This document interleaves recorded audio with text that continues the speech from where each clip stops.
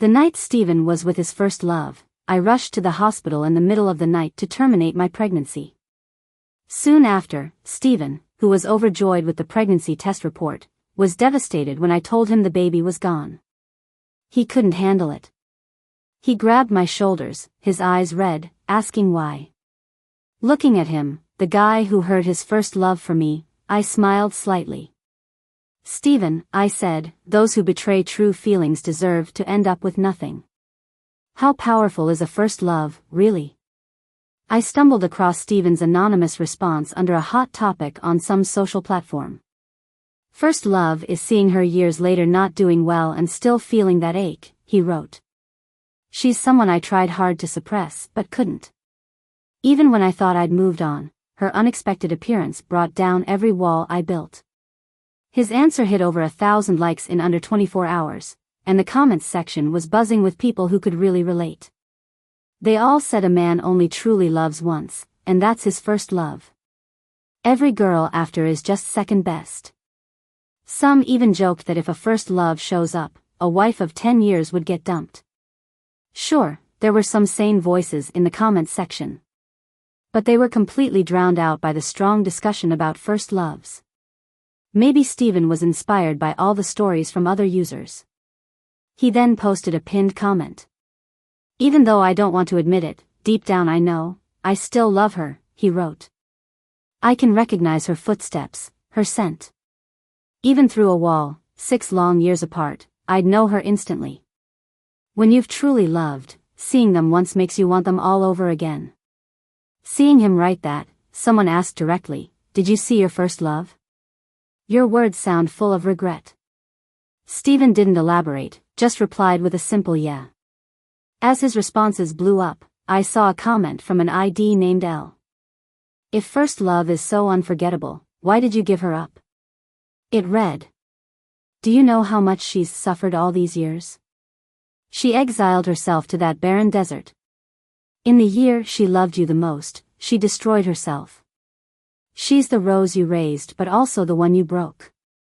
Her 3 impactful comments were like throwing a stone into an already restless lake, causing another wave in the comments section. Many asked if she was Steven's first love. But the girl didn't reply again. Seeing this, people turned to bombard Steven with messages. Some even made up a tragic love story out of it, sharing it on other platforms, and some sentimental folks felt sorry for the missed romance. In my dimly lit room, I leaned against the wall. I watched as they went crazy over Steven and this girl's intense love story. Then, as if on autopilot, I clicked into her social media profile. The girl was a travel blogger, rocking a chic biker look in her profile picture. She had tall, slender legs and captivating eyes. A modern beauty. Most of her posts were about scenic spots from various countries and daily musings, except for one on September 20th. That's the day Steven attended his high school reunion. On that day, she posted a single picture, no text. It showed the food on the table but also captured the hand of a man sitting next to her, peeling shrimp for her. On the man's wrist was a brand new Omega watch not yet released, a birthday gift I gave to Steven. That's when I understood why he came home drunk and red-eyed after the reunion. He locked himself in his study all night. With over 100,000 followers, many commented on that post, asking her to show the man. "Those are some dream hands, show us a picture." One person said, "Is this a mystery boyfriend? Seems like there's something going on, she looks shy," another added. Under this high-interest post, the girl replied, "I'd love to, but he won't accept me. I don't even know what he's afraid of." She paired it with a helpless emoji. Her response sparked speculation, with fans comforting her, giving advice, and encouraging her to pursue her love boldly. "He's dumb if he can't see how beautiful you are." One commenter wrote, "You're amazing, he must have feelings for you too," another assured her. The commenters were right. Psychologically speaking, Steven's unconscious leaning towards her was a protective stance. After 5 years with Steven, this was the first time I saw him care about someone else like this. The first time he was this kind to another girl. Kind enough that despite his aversion to germs, he willingly peeled shrimp for her. Steven and I met through our elders. He pursued me after spending some time together. 6 months later, we naturally became a couple and eventually got married. Steven treated me well, always saying marrying me was his greatest fortune in life. But now I realize that to him, I might just be a wife who pleased his family, someone suitable for marriage. That night, I went through all 3,056 of the girl's posts. Those 6 years Steven spoke of were all there. I looked through them, matching the stories she shared with what Steven had done over the years, as if torturing myself. She even came to our wedding. Standing in the corner, crying. Later, with Steven's friend's help, she shed her trench coat to reveal a white dress beneath, taking a picture with Steven in a symbolic farewell to their love. Then, without a word to me, Steven booked our honeymoon to Egypt, just to be closer to her. On my 26th birthday, Steven's urgent business trip turned out to be a lie. He flew abroad just to see her, staying by her hospital bed all night. And she knew everything. When she got involved with someone else, Steven flew to England overnight to find her. When he returned, he was destroyed, and he fell gravely ill soon after. I can't remember all the little details, but over the past 5 years, she's always been there in my life. For the first time, I felt like the marriage I worked so hard for was a massive joke. I was like a bystander, seeing their passionate love that nearly burned me from those bragging words. Steven and the girl's romance was beautiful, yet brutal. They were separated by an uncrossable barrier of social class, which meant they could never really be together in the end. The girl got with Steven as soon as she started college. Those years together were intense, except for Steven's family's disapproval. They even had a baby in the mix. But because Steven's family kept closing in, the girl couldn't handle their verbal abuse and went to the hospital on her own for an abortion. That unborn child became the straw that broke the camel's back in their relationship. Under family pressure, Steven followed his family's wishes and pursued me, while the heartbroken girl angrily accepted Steven's financial settlement and left the country to escape. I thought Steven married me out of love, but when I read all the posts and updates the girl shared, I realized Steven's true love for someone doesn't look like this. He always wore a gentle mask with me, always held back, and never cared for me like he did for that girl. In the girl's posts, Steven flew miles above, just to see her even for a moment. Racing was Steven's dream when he was young, but because the girl said she didn't like him taking risks, he just gave up on it like nothing. In a small city apartment, it was filled with Steven and the girl's sweet memories, especially a pastel pink princess room that Steven personally designed for that child. Their memories were so overwhelming, I could hardly bear them. Now, Steven is unquestionably reserved and calm. Seeing that the online talk was getting thousands of upvotes, and the B aesthetic was going viral, he deleted everything. He even got his assistant to deal with the related stuff. He acted like nothing ever happened, looked at me with love, and treated me with care. His perfect performance left me speechless. That morning, Steven suddenly hugged me from behind, burying his face in my neck. He said with satisfaction, "Rachel, marrying you is the best thing." I struggled away from his embrace, turned around, and casually asked, "Steven, do you love me?" Annoyed by my evasion, he tightened his grip on my waist and frowned. "Why ask this all of a sudden?" I just stayed silent and looked at him. "Don't you know if I love you?" he said, his eyes flickering a bit, then he smiled lightly and tapped my nose. He turned and went to the study citing work. Watching his back as he left, even though Steven was acting naturally, I could tell he was dodging the question. Thinking back, he never seriously said he loved me. At first, I thought maybe I was being overly sensitive. After all, like some people say, whose youth doesn't include a shiny first love? What matters is treasuring the present. But I just couldn't get past it. It wasn't that I minded he had a first love, it was that his past hadn't passed. Just as I was about to confront Steven, I found out I was 2 months pregnant. Sitting in the hospital with the prenatal test report in hand, I suddenly felt like I didn't want this baby. I knew I couldn't give it happiness now.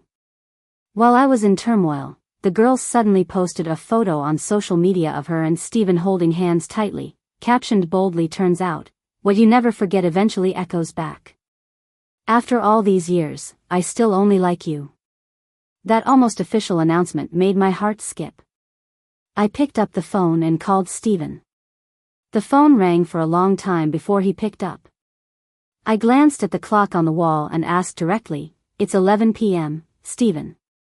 Are you coming home tonight?" Rachel, at the other end, went silent. After several seconds, Steven's voice came back, mixed with heavy breathing. Impatient, he vaguely said, "Rachel, something came up at the office, can't leave. Probably won't make it back tonight, you should go to bed early." I stayed silent, standing by the window, letting the cold wind hit me.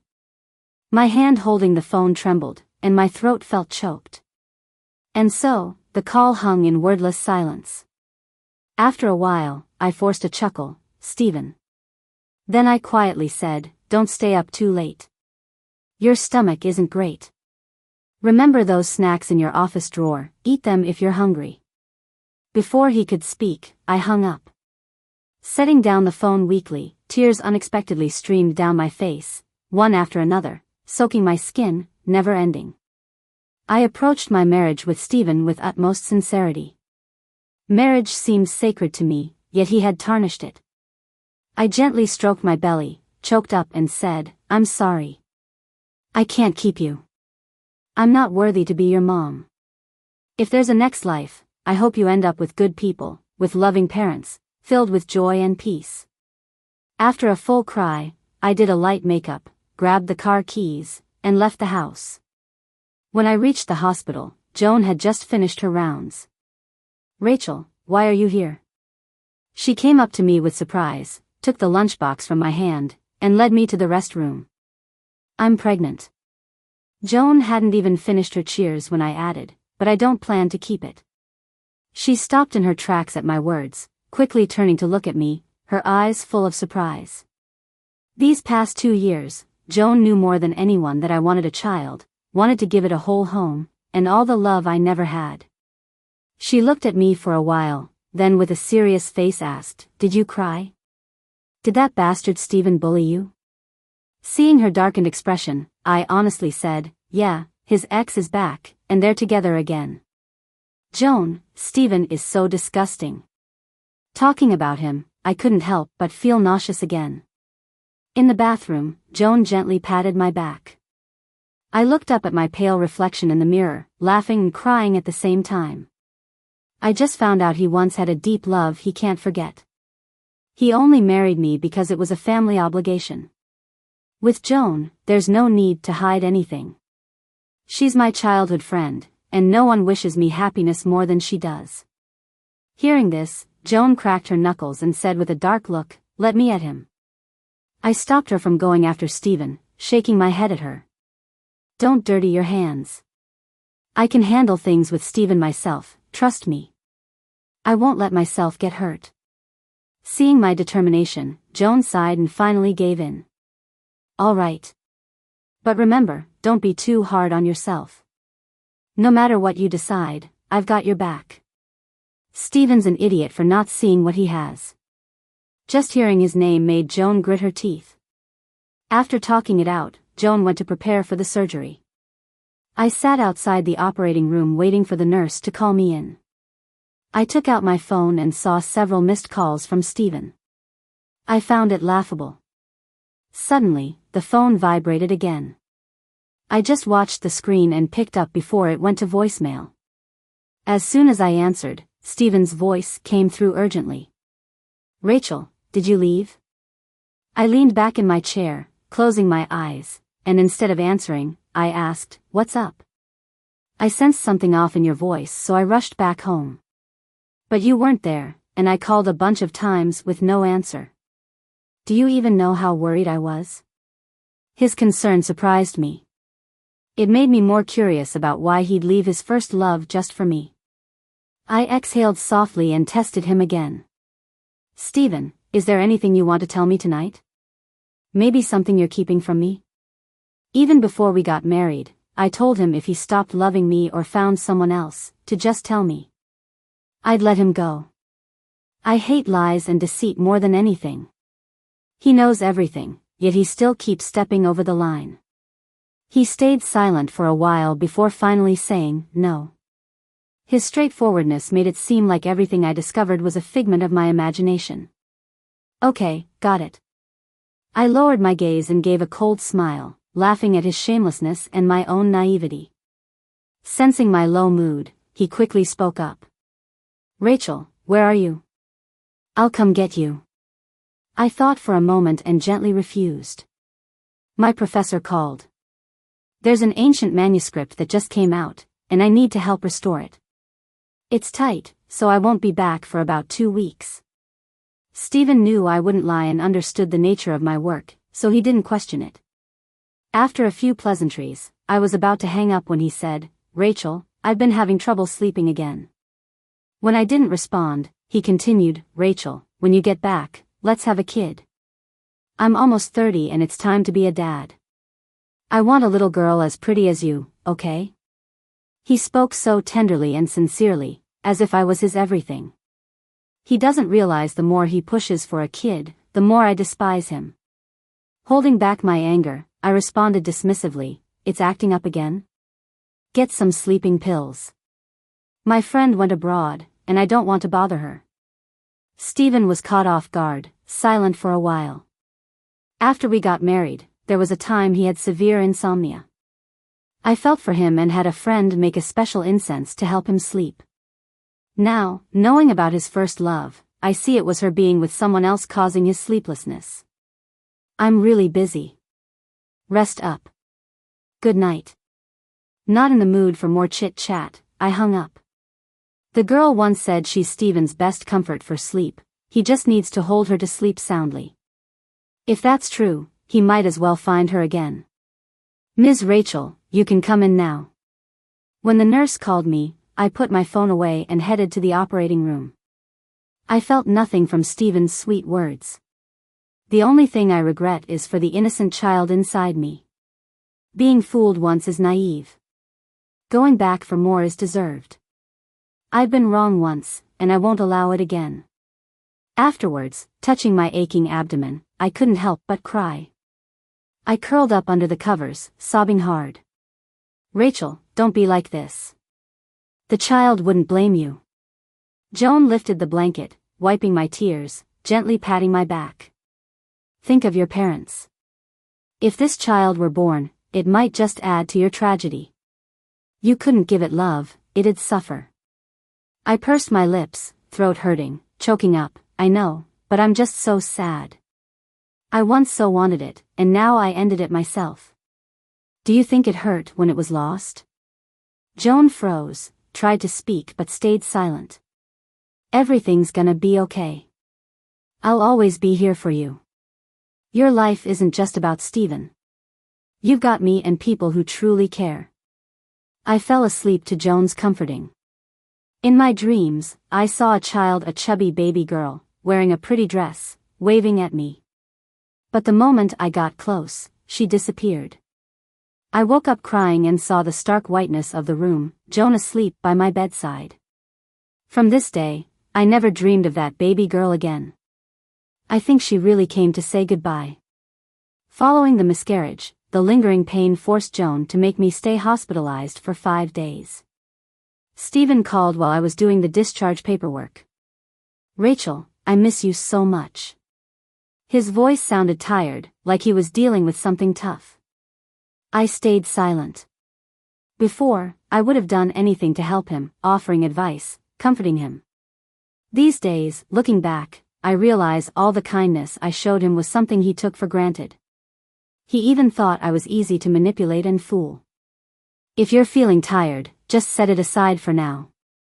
Alright, I have something to do. Won't keep you longer. Take care of yourself, okay? Since Steven loves acting so much, I guess I'll play along. After all, as a rare book restorer, no one has more patience than I do. I ran into Steven's first love in the hospital hallway. Joan told me her name was Nora. She was sitting in a wheelchair wearing a blue and white hospital gown, looking pale and frail. But as someone who once captured Steven's heart, even her weary face couldn't hide her beauty. When I got to the office, Joan noticed I was staring at her. While taking off her lab coat, she said, "That girl slashed her wrists over a man and was rushed to the hospital 2 days ago. She was a mess, and yet the guy didn't even show up, he just hired a nurse for her." Joan shook her head as she talked about Nora, looking quite disappointed. "What's the story?" I asked. "Somebody overheard the nurse say that Nora keeps calling a guy, saying she misses him and wants him to visit her at the hospital. But the guy never showed. Seems like she picked the wrong person." As soon as Joan finished talking, there was a knock at the door. We exchanged glances and stopped talking. When the door opened, there was Nora. She ignored Joan, wheeled herself over to me, and with a sly smile said, "Mrs. Steven, I know you recognized me. Can we talk?" Sensing something was off, Joan took a good look at Nora and realized, "So you're Steven's ridiculous first love, huh? No wonder he's afraid to see you at the hospital." Nora admitted bluntly, "Yes. But I don't consider myself ridiculous. You don't know the story between him and me, so you're not qualified to judge. When I was with him, who knows where your friend was?" Joan scoffed and laughed, just like Rachel said, "You two are a disgusting pair." Nora wasn't upset. She just kept looking at me. "Mrs. Steven, I would like to chat." After I sent Joan away, the room got quiet. I didn't feel like talking, so I started fiddling with a figurine on Joan's desk. Finally, Nora couldn't hold back any longer. "I came to apologize," she began, her voice dry but sincere. "My presence did affect your marriage." Noticing I wasn't reacting, she slowed down and said, "I'm sorry." I was a bit surprised by her sincerity and wasn't sure what to make of it. Seeing I remained silent, she laughed bitterly. "He said he could take care of me, give me anything I want, even love, but not marriage. He just assumed I couldn't be Mrs. Steven." Nora started crying, clutching her chest in pain. "Isn't it ridiculous? I shouldered the guilt and became the kind of person I despised, all to be with him. He said I'm special to him, yet he refuses to divorce you or marry me." Her eyes were full of sorrow, clearly hurt by Steven's rejection. Harsh as it sounds, Steven was telling the truth, wasn't he? Otherwise, why didn't he choose you first and end up marrying me? I said, focusing on the item in my hands.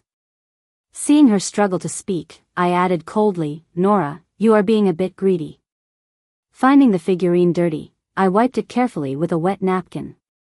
Nora, seeing my calm demeanor, wiped her tears and said, "Yes, I was too greedy, wanting all his love and a rightful place by his side."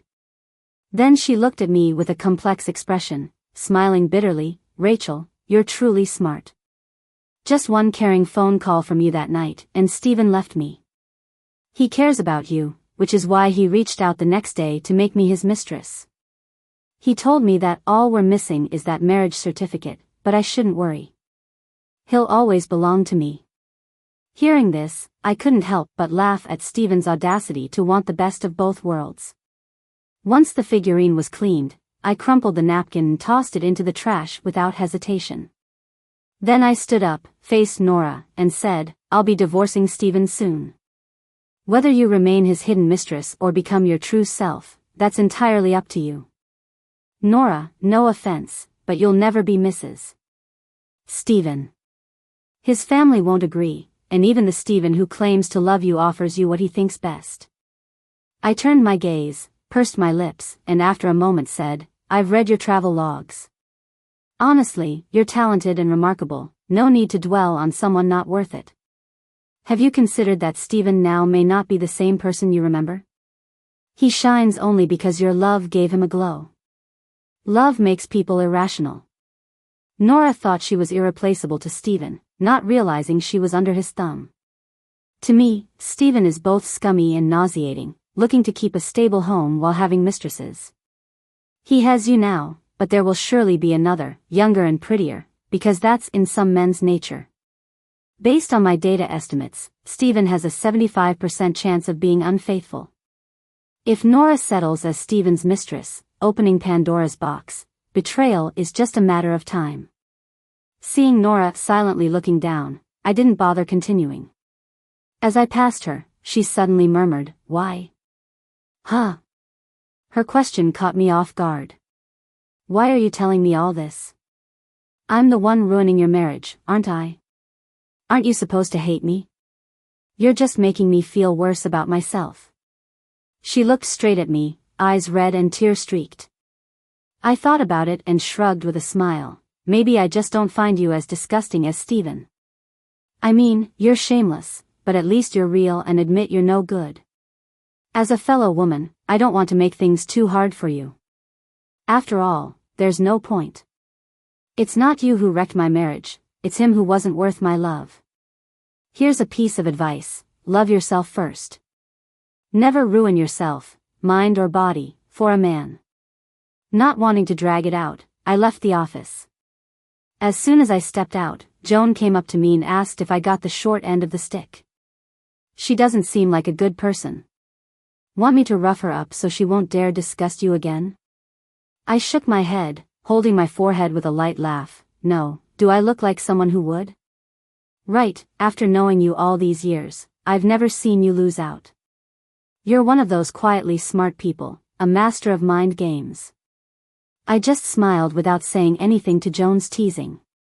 After joking around with her, I remembered there's a tough battle ahead.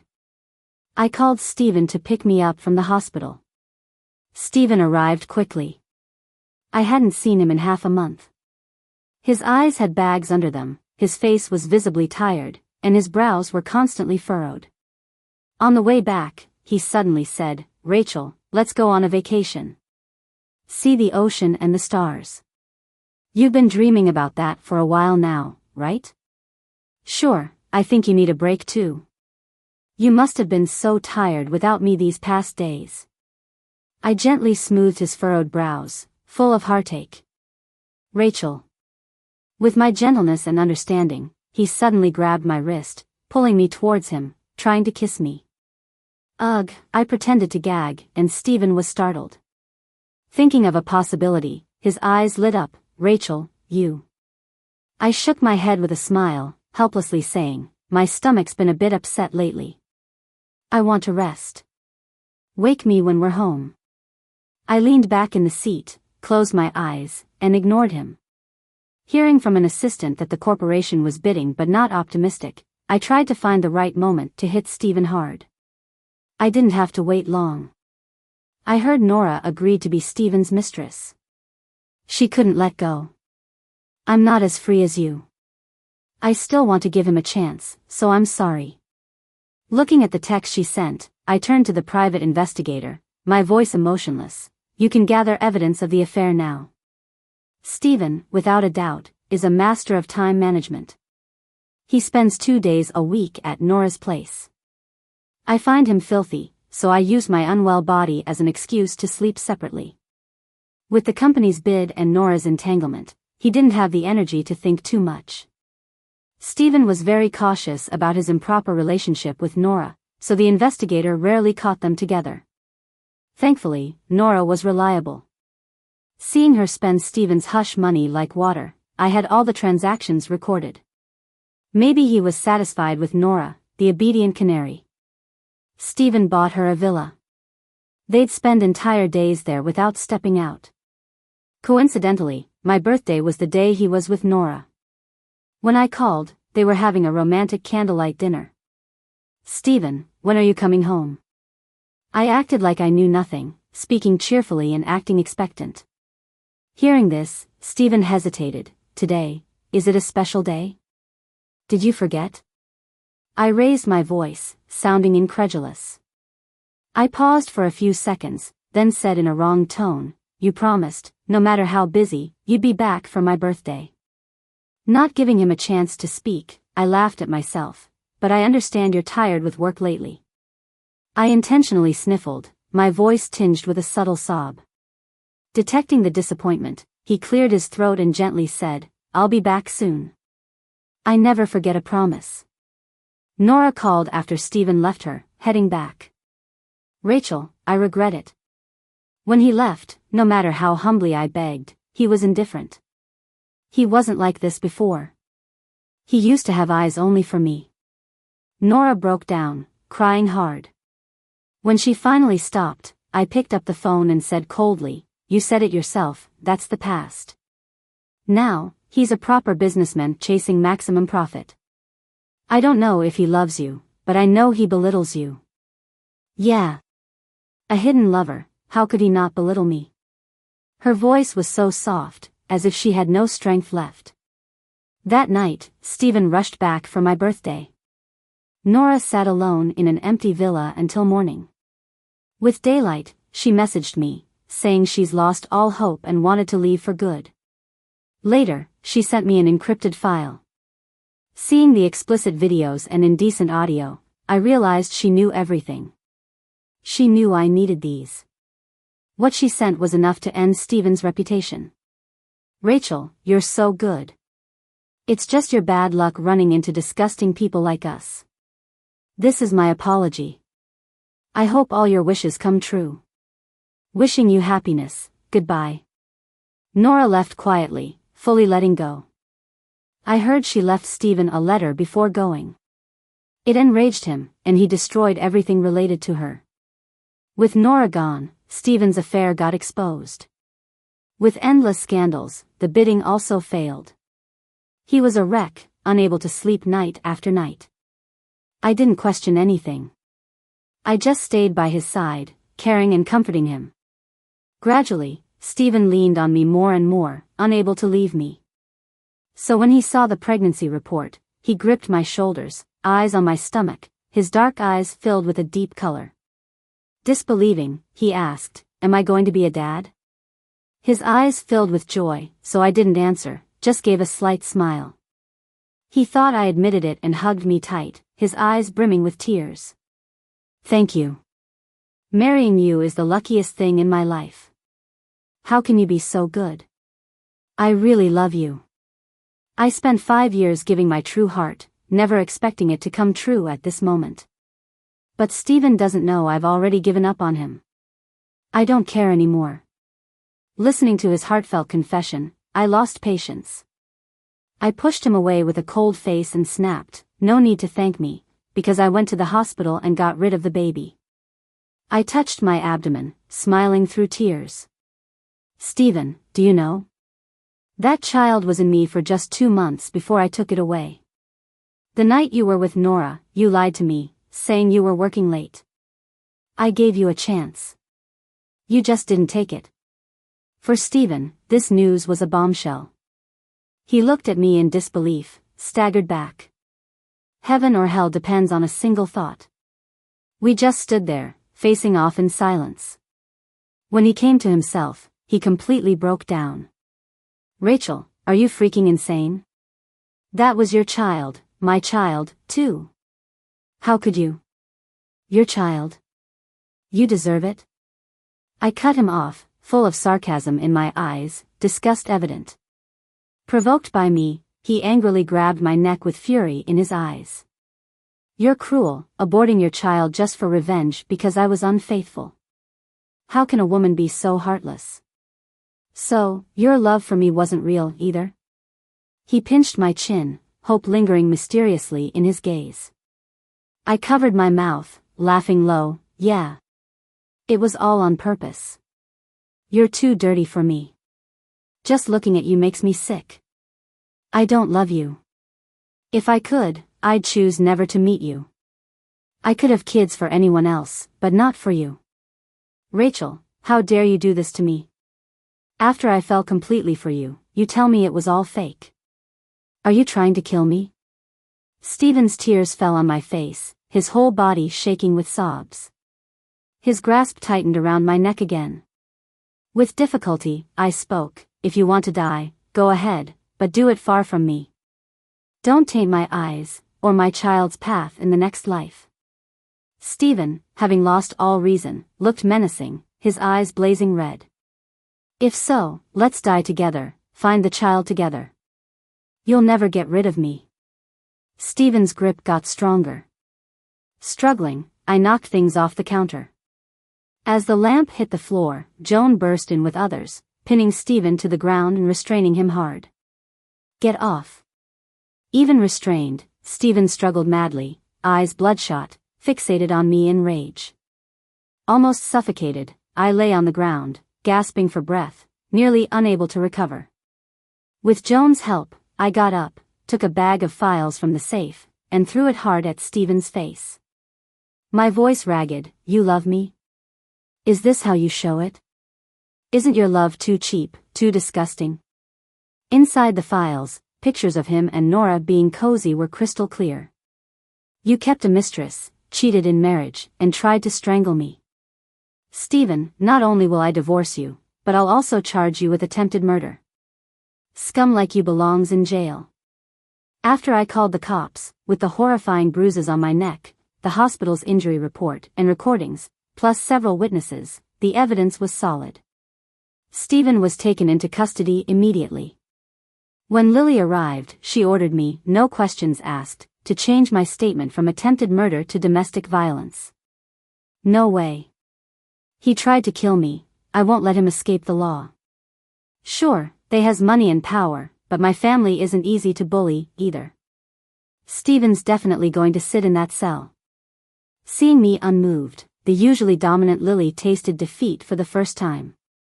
She frowned repeatedly. "He did wrong, yes, but weren't you wrong, too? You provoked him with words, secretly got rid of the child, knowing everything but choosing his weakest moment to strike hard. Rachel, you're too ruthless. Serves him right." I stood firm. The family always protects their own. No wonder they looked down on Nora, thinking she seduced Steven. And about the child, I suggest you check the women's rights protection laws. As a woman, I have the right to give birth or not. It's my body, my choice to have kids or not, and none of you have the right to judge me. Seeing Lily still wanting to speak, I targeted her heart. Actually, it makes sense. After all, your sister won't have children after marriage. How would you know women have absolute reproductive rights? As a mother, if Steven is the father, I'd rather not bring him to this world, sparing him knowing how disgusting Steven is. Hypocritical, promiscuous, fickle, not a bit faithful to marriage. Tell me, what right does he have to happiness? What right to be called dad by my child? Because of my non-cooperation, Lily and I parted unhappily. She shot me a hard glare, grabbed her bag, snorted coldly, and stormed off. In the end, Steven got an 8-year sentence for attempted murder. Even with his family connections, the result couldn't be changed. After the criminal case ended, the family wouldn't let me go. I sued in court, submitted loads of evidence of Steven's affair, and finally got a divorce. In the visiting room, I picked up the phone behind the glass and smiled at Steven. "Happy now? Your first love ruined your reputation. I, as an ex-wife, sent you to prison."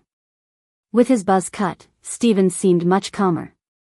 In his prison jumpsuit, he no longer had his previous nobility. "Do you really hate me so much?" He lowered his eyes, voice hoarse and dry. "No hate." His eyes brightened at my answer. Then I added, "Because without love, there is no hate. Now you're just an insignificant stranger to me." Slowly, the smile faded from his face. I looked at him intently, serious expression, distant tone. "Steven, I'm going abroad for further studies. I want everything between us to end here. I don't love you, and you're not worth my love. I just hope we don't meet again." I hung up the phone and walked away. I got married in Steven's 5th year in prison.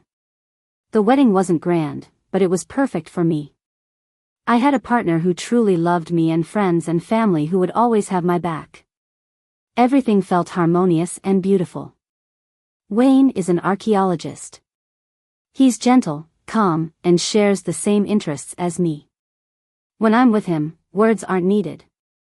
Just a look, and he understands. He fulfills all my fantasies of a soulmate. He showed me that real love is this comfortable. By the time Steven got out of prison, Wayne and I had a 2-year-old daughter. It was also that year Nora accepted a photographer's proposal and settled in France, ending her 14 years of aimless wandering. I never saw Steven again. Friends told me that prison had worn him down. He lost all ambition during those 8 years. Everyone else moved forward, but he remained in place. In his 6th year out of prison, Steven went to the mountains. When the avalanche hit, his life was forever left there.